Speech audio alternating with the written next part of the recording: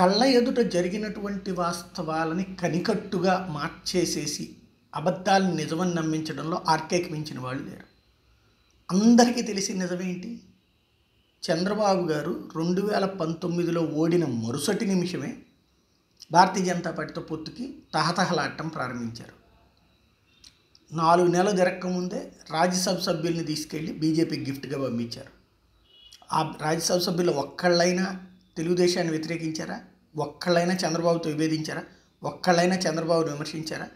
మరి విమర్శించకుండా 2/3 వంతు రాజ్యసభ సభ్యులు ఎట్లా భారతీయ జనతా పార్టీకి జైగొట్టారు అంటేనే సీన్ అర్థమవుతుంది కదా. వాళ్ళే ఇప్పుడు మళ్ళీ తెలుగుదేశం జనసేన ఇదే తెలుగుదేశం భారతీయ జనతా పార్టీ పొత్తుకు తహతలాడుతున్నారంటే అర్థమవుతుంది కదా. ఇది కళ్ళ ఎదురుకుండా గత 5 ఏళ్ల నుండి జరుగుతున్న కథ.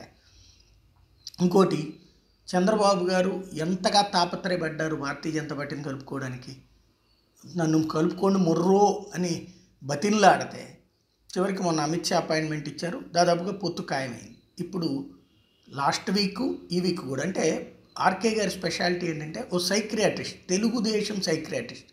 ఎట్లాగంటే తెలుగుదేశం పార్టీకి సంబంధించినటువంటి వాళ్ళు మానసికంగా ఇప్పుడు వాళ్ళ నాయకుడు దేబిరించాడు, బతిన్లాడాడు, వెంటపడ్డాడు, ప్లీజ్ అని అభ్యర్థించాడు అనే ఫీలింగ్ రానియకుండా, లేదు అసలు బీజేపీ వాళ్ళే పిలుస్తున్నారు.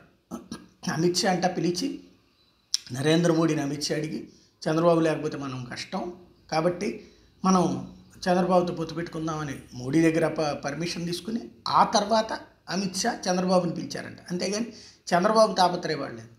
పాపం వాళ్ళకి తెలియక ఖమ్మంపాటి రామ్మోహన్ నేను ప్రయత్నించానని, లేకపోతే సీఎం రమేష్ నేను ఏర్పాటు చేశానని చెప్పినట్టున్నారు.